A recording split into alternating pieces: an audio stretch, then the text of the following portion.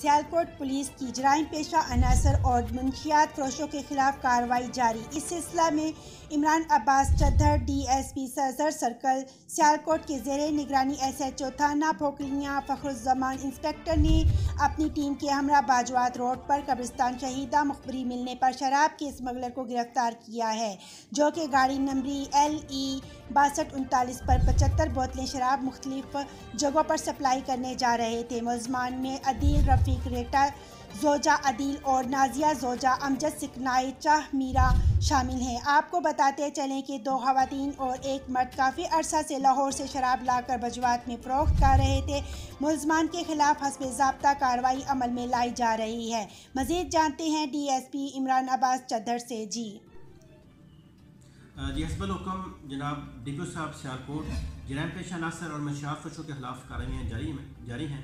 اسی سلسلہ میں مسلسل انفارمیشن تھی کہ لاہور سے اسمگل ہو کے شراب باجوات کے کچھ ایریا میں سیل کی جا رہی ہے۔